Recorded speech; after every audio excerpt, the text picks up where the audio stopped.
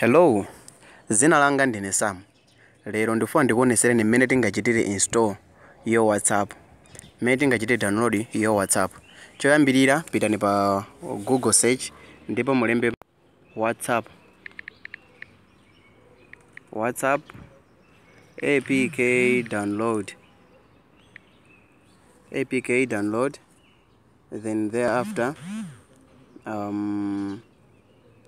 ibweresano ma website osiyana, then just go pa website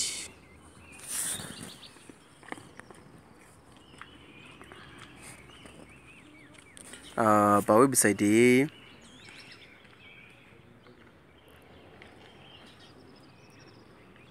Okay, after kuloda muona zimawu zosiyana zimene afotokoza yo WhatsApp, then muona papa pali yo WhatsApp information.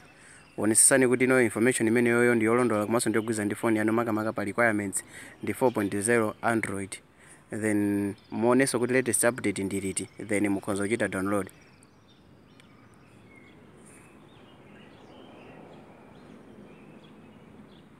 Mugunda button la download.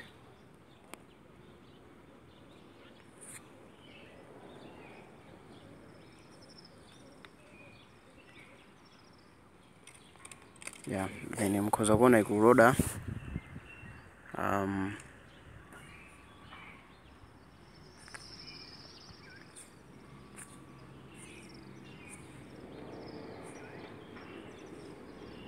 Yeah, so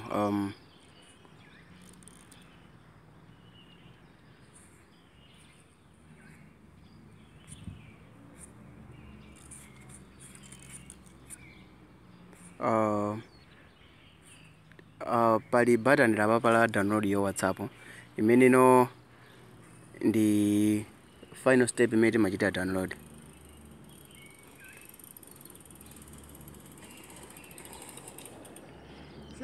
Hello.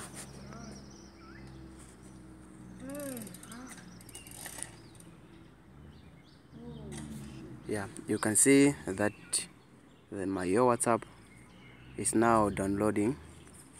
It's now downloading your WhatsApp from 2nd May. So after kuchita download, ikachita install, yeah, then tikachita install, we are free to use.